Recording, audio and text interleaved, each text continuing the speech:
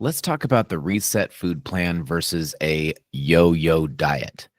To do this, I'm going to bring you to my drawing board here.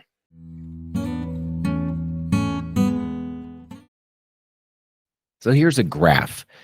We're going to graph our kind of diet pattern, right? So here we have on the bottom of our graph, this is going to be time. And then on the up and down axis, we're going to have the higher we go is going to be you're eating better, whatever that means. Let's just call it you're eating improved, which could lead towards extremes, but you're eating better.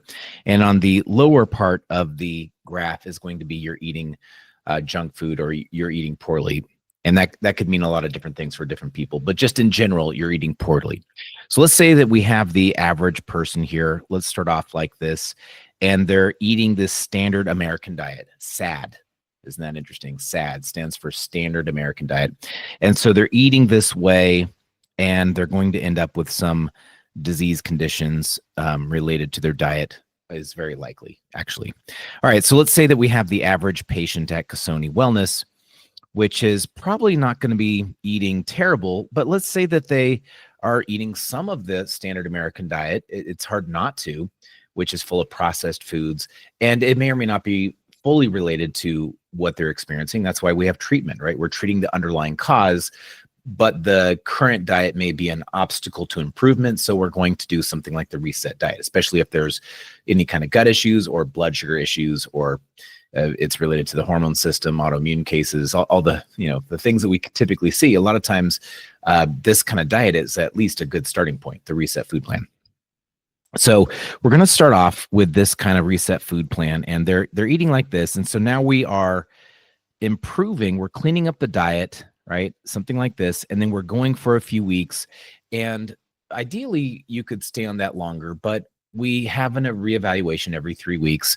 And let's say that you're feeling better. This is what so many of us do. You're feeling good. So also the prescription and the treatment is helping. And so you start to ease off on the diet. So maybe you come down to something like this level.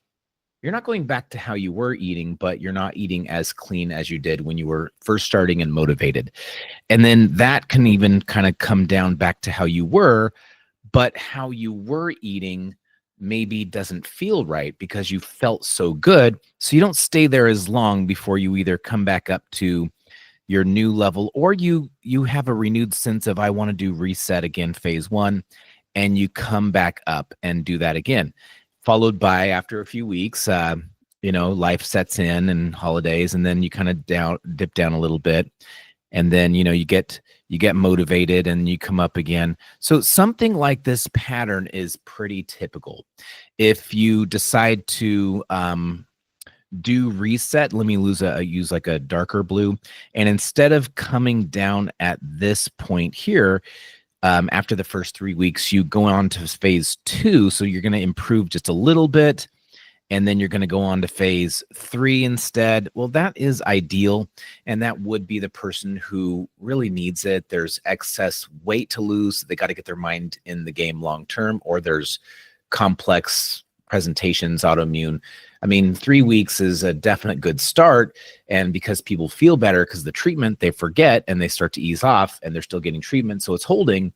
But if there's a lot going on and a condition that's been with somebody for many years, they ideally should follow that path of the dark blue line and kind of get the benefits of that therapeutic cleanup working for their benefit longer before they come down to some sort of, maintenance or something like that.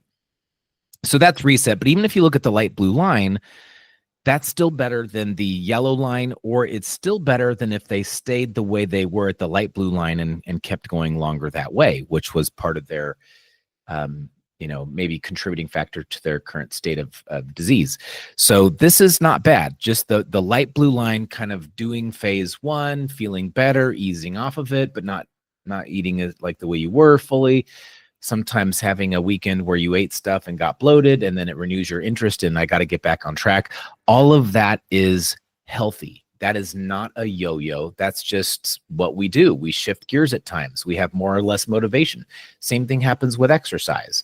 So this is not bad. This is okay. And probably if we didn't have such a contaminated food supply, we wouldn't even be talking about this. You would just not have to worry so much about what you're eating because the food wouldn't be damaging your gut and driving your blood sugars nuts, right? We have to work harder at it than we should be having to work in this country. That's undeniably true.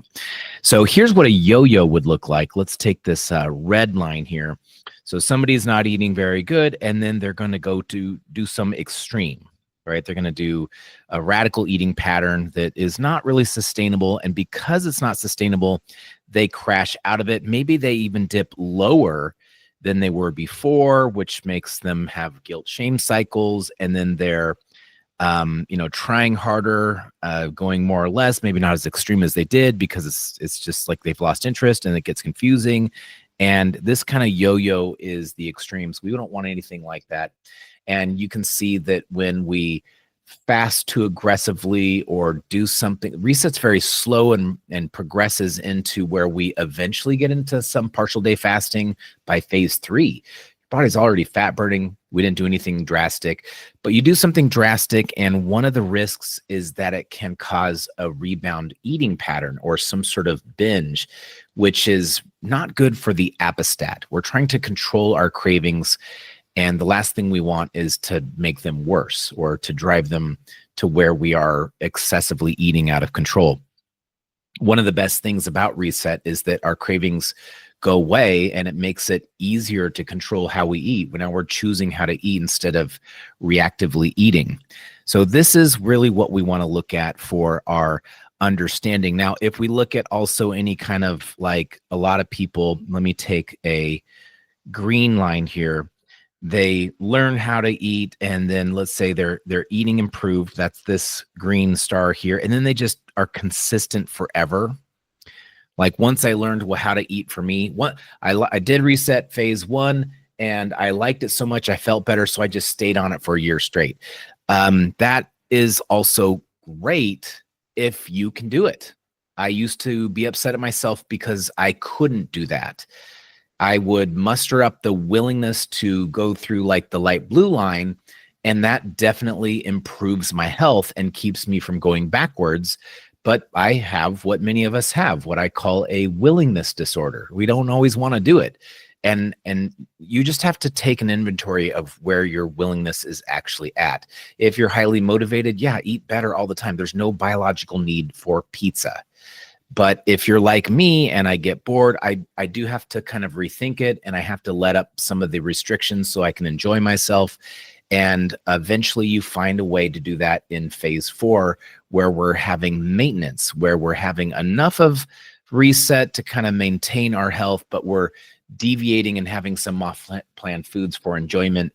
Just remember that if you're starting out with us, or you have a long way to go with your treatment goals, and you've suffered some chronic illness or excess weight gain, you really need to commit to the phases for a longer period of time. Phase 1, phase 2, phase 3, before going into phase 4.